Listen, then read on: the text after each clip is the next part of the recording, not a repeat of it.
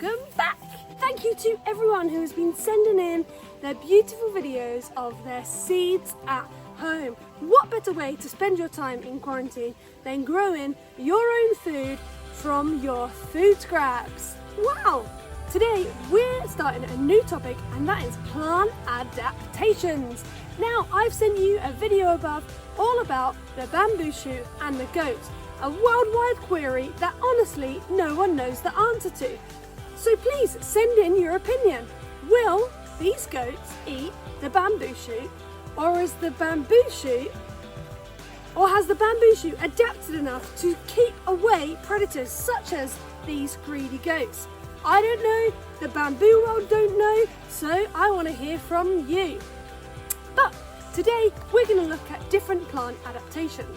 Now, I hear you asking, what is a plant adaptation?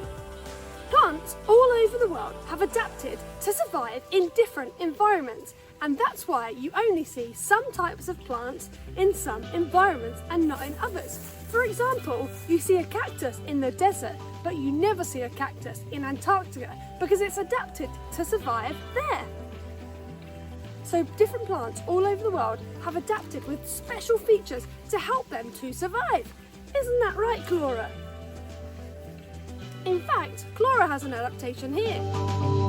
Her horns to scare away predators such as wolves or coyotes.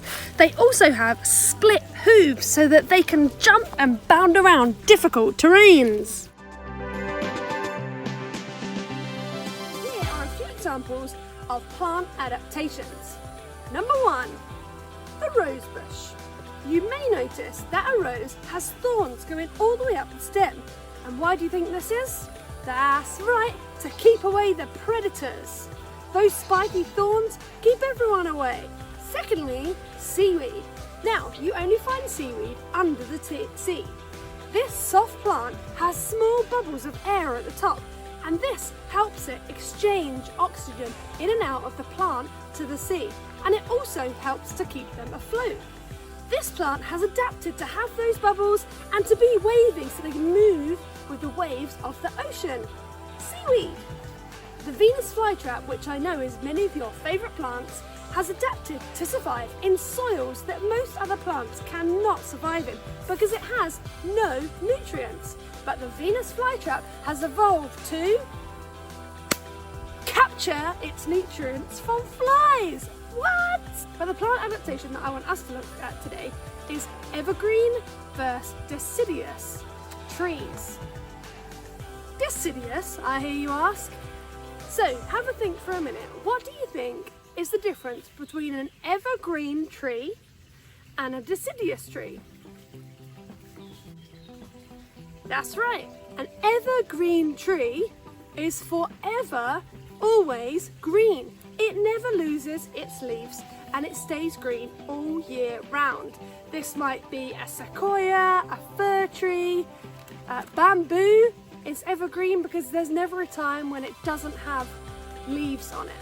A deciduous tree is a tree that's adapted to survive, usually in temperate climates, but you get some here too, by saving its water and disposing of its leaf. So deciduous trees will use their leaves to soak up all the sunlight in summer and in spring, but during winter season they'll go dormant, drop all of their leaves to conserve their water and their energy before they spring back into life and grow their leaves again in spring. Deciduous and evergreen. So your challenge this week is to look into deciduous and evergreen trees. Now, in Thailand, a tropical climate, we have a mix of deciduous and evergreen. And this morning, the mango tree puzzled me. I likened the mango tree to an apple tree because they both look pretty similar and produce fruits. Now, I know from experience and watching that apple trees get rid of all of their leaves in the winter, which makes them a deciduous tree.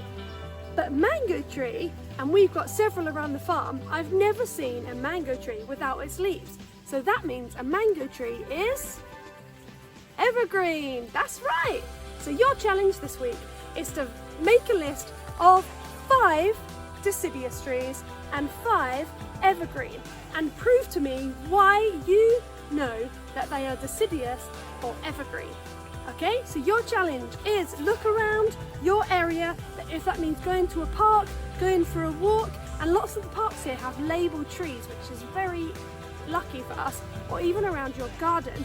And I want you to find 5 trees, I want you to name them, take a photo, tell me if they are deciduous or evergreen, and then tell me why. How do you know that?